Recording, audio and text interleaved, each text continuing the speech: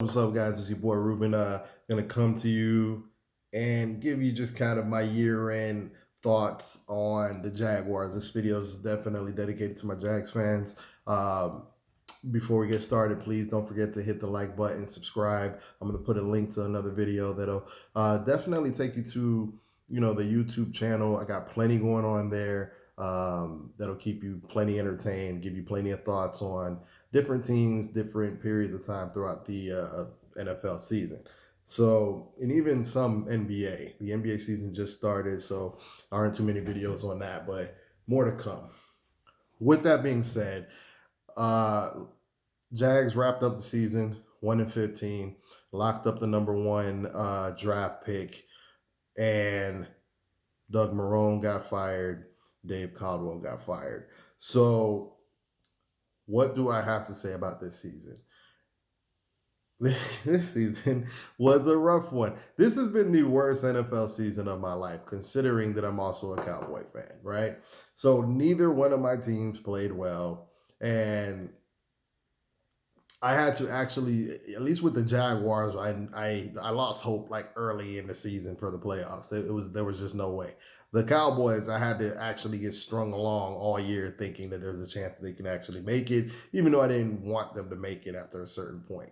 So with the Jaguars, we went 1-15, and I didn't. I'm looking forward to next year. We have the most cap room to spend. We have the number one draft pick. We have a second first round pick. We got 2 second round picks, and we have 11 total picks in general. The number one overall pick, the prize that we've discussed, is supposed to be Trevor Lawrence. Not saying that it won't be, but Justin Fields definitely made it interesting after this past weekend, didn't he? And I'm not gonna do a video. I'm not gonna get too much into that because I'm gonna do a separate video discussing my thoughts on Trevor Lawrence, Justin Fields, and what I think the Jags should do in a separate video. I'll do another video. So, Jags, we're in position to basically. I think this is one of the most prime positions to go from worst to first in. All right. So we're gonna play a last place schedule, right? Because we're last in our division, which means we're gonna play teams like the Jets. I think the Broncos. Now, every year when you look at your schedule too early, you will start to realize, well, this team might be better than you thought and whatnot. But as of right now, we're going to play a last place schedule. And we have all the ammunition needed to fill out this roster with quality talent. I do worry, even though we have a lot of draft picks, about some of the guys that we might end up drafting and what goes into the evaluation process, considering that so many people opted out. Like there's a part of it that's like, well, we didn't really get enough tape on them, right? On people that we might want to draft later in the draft. And then there's the other take that could be like, you know what, because certain stars sat out, we got extra eyes on people that we were going to look at in later rounds, and we got extra footage. So there could be a theory of that the draft, you might be able to identify more talent than a normal season because COVID caused so many stars to opt out.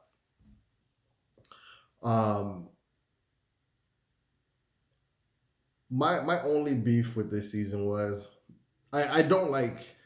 I know if you've watched long enough, you've seen me say like I'm rooting for the tank. I only root for the tank when the season is you can see the season's over. Okay, you didn't really hear me say let's go into the season and just tank and then go into the next season. I think my teams have a shot until you can see that they basically don't in the middle of the season, right? At that point, it's like I'm not rooting for them to lose, but I prefer the draft pick, and I just watch to see, how did CJ Henderson develop? How did Caleb Chason develop? How did Miles Jack look at weak side linebacker? And I think Miles Jack played at a Pro Bowl level at weak side linebacker. I think Schobert was a good addition. He's in the top five, if not top three, I believe, in tackles. Um, I think one of the concerns I had coming in stopping the run was a problem, which is as evident by Jonathan Taylor going for 250 on us. I think that's something that can be fixed next offseason. They tried to fix it this past offseason, but some of the bigger defensive linemen that they tried to sign opted out. Devon Hamilton, which was a big defensive tackle that they signed or drafted. I think he did okay. He didn't really get minutes like that or reps like that until second half of the season time frame.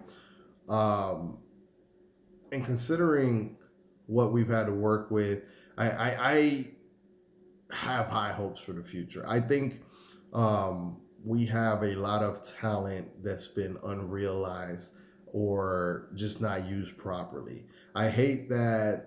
I feel like they just shut Josh Allen down for the season to help them tank. I don't particularly like the way they treated Gardner Minshew. I actually think we would have won a few games if Gardner Minshew were playing the entire season. I think they used his injury as an excuse to go ahead and bench him and basically throw the season so that we can get the higher pick.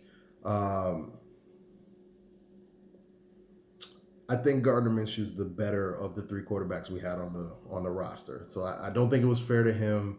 I think it leaves a bad taste in his mouth, especially because he's gonna probably be here another year or two.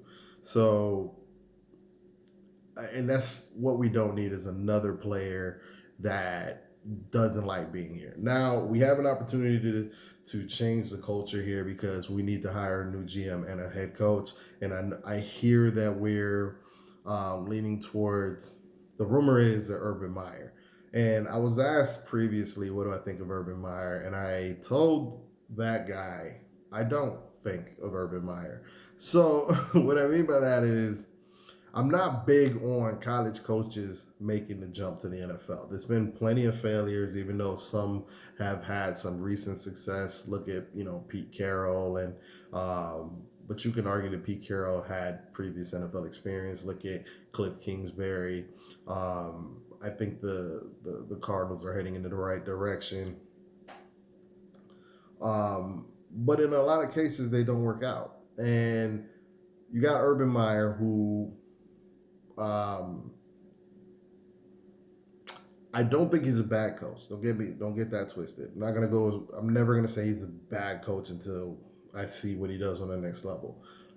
He was a good college coach, but he had a tendency to not accept the challenge. So, like for instance, Florida, when they lost their championship team, you know what, my health, I'm going to retire. And then he went to Ohio State, had, some great recruiting, had a nice little run. And then it was, you know what, I'm going to go ahead and step down. And both times he left kind of in the middle of a scandal. That, it makes me wonder about the kind of person you're dealing with. And that's the kind of situation I want leading my football team. It makes all the PR sense in the world because he'll be like a rock star. Like it'll give energy to the fan base because people here in Jacksonville are this is kind of a college town, so it will get people talking. It's a name that people would know when trying to attract free agents. It'll give the team a freshness going into the offseason. When you're trying to wash away the stink of a 1-15 season and the perceived culture of it's all military-like here. So there's that. I think who we hire as a GM is going to be important. The easiest thing for them to do is to draft Trevor Lawrence. I don't know. What do you guys think? All right, so those are my thoughts on the Jaguars. I just, the way they tanked this year, it was like, CJ Henderson didn't play almost the whole second half of the season. Josh Allen, same thing. And I know I already touched on that, but it's just like there's certain players that I thought could have got reps that going into season 3 for like Josh Allen, he could have used those reps. Caleb Von Chason could have used Josh Allen on the other side, to help aid his development. CJ Henderson has all the talent in the world, but he definitely could have used those reps. And I just wonder if, we set some people behind the 8 ball going into the next year, and that's my concern. So we'll see what happens. We'll see what happens. I think we have an okay offensive line. We got some choices to make. On left tackle Cam Robinson, I think they should resign him. I don't think it should be that expensive, but unless you're going to get you a good left tackle, I think Trent Williams is going to be out there. Unless you're going to make a run for somebody like that, I think they should pick up Cam Robinson. I think we got a pretty good receiving core. I hope that they keep Keelan Cole, but I can see a scenario where they probably won't. The new coaching staff and GM will come in and probably be like, I don't even know who that is, and let him walk. He's probably not going to be worth the money to that guy. Even without him, I think we still got a decent receiving core. D.D. Westbrook's probably going to be gone, even although he might sign for cheap. So whatever we do is probably going to be centered around DJ Chark and Laviska Shenault. So let me know what you guys think. That's just it for today on the Jaguars stuff, guys. Comments, please like, subscribe, and as always, until next time, peace.